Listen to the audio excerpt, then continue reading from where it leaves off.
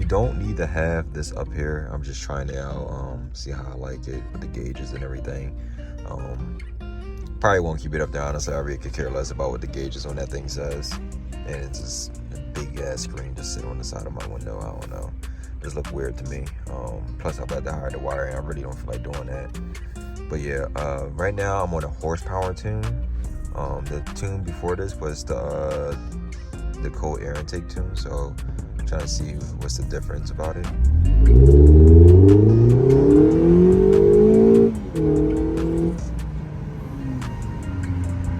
Obviously I can't go too fast, but I do feel a difference.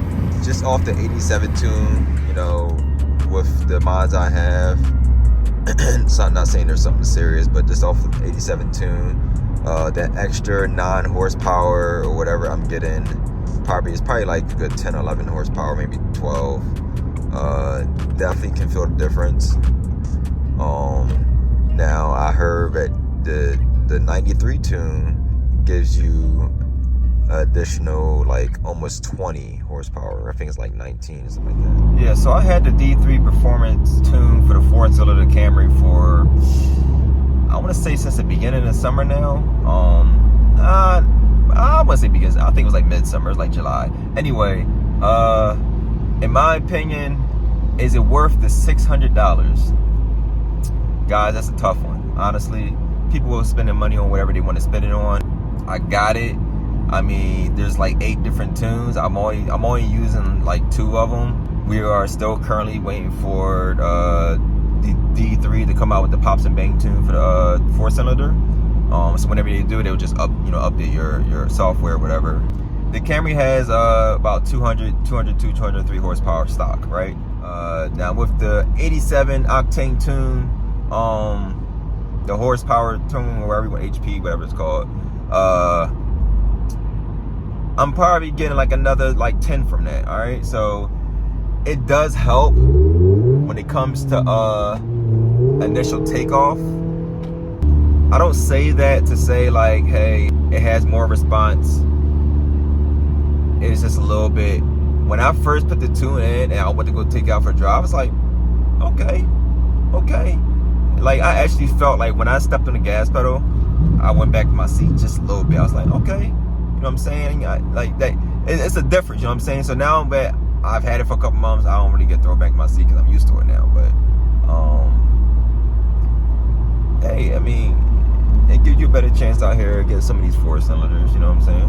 You want to go race a stock Camry, you can show them off like, yeah, my joint's modded, your joint's slow. That's it. All right, so this is pretty much all that comes inside D3 Performance. Tuner kit. Only thing that's missing is the suction cup that goes on the windshield that I do not use. All right, so this is your OBD2 plug that you're gonna plug in down here. So, and then the other side, obviously, the other side will plug right into here. All right, just like that. After you plug it in, this is what you're gonna see. You can see it's loading. All right, so the only thing that really matters, from what I know, is when you go to programming, you want to turn your car on, but do not turn the engine on. So that pretty much means press it once, press it twice. All right, after your car is on, you want to press continue. It's going to be connecting. VIN number, calibration, all that. Then all you're gonna see is performance cows. You're gonna see what you have available. All right, so I'm going to use 93. I'm going to assume HP stands for horsepower. 93 horsepower tune. This is what I'm switching to now because I've been using 87 all this time. We'll press continue. Preparing to rewrite the ECU. You'll see a bunch of lights come on, which is perfectly fine. It's supposed to do that.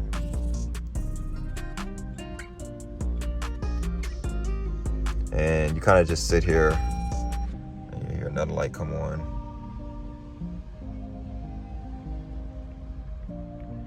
You sit here and wait for this blue bar to fill up.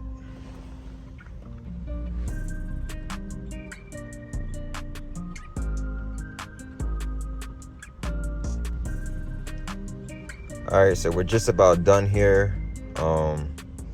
It took about like 3 or 4 minutes to overwrite. Might be different for like new cars that never been to before. Might take a little longer, like 20-30 minutes maybe.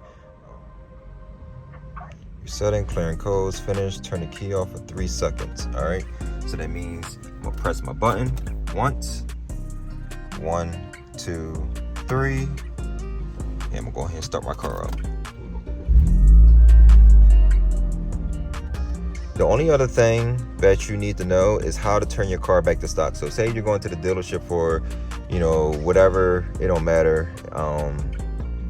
You go to programming, turn the car on.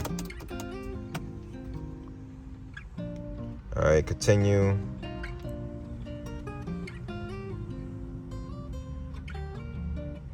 All you do is go to return to stock.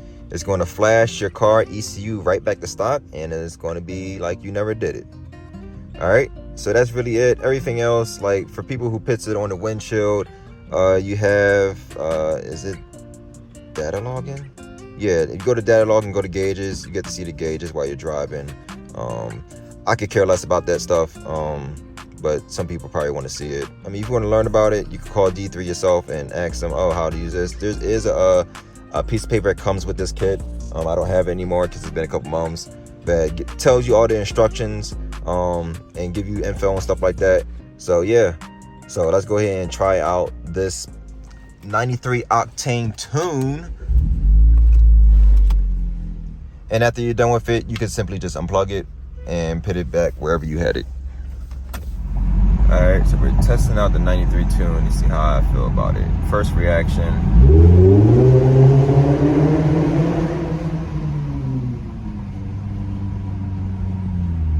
I feel a little difference. I mean, granted, I had the 87 tune for a while, so now I'm at the 93, so I'm probably got like another 10, 11 horsepower out of it, and I'm not too sure about the torque. I know overall the torque is about 40 feet-pounds of torque.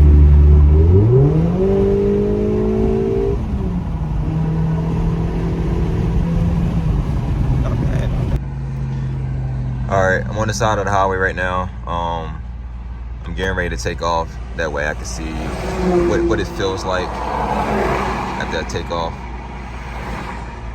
Wait for all this traffic to go by. That way I don't, impede traffic and get anybody away.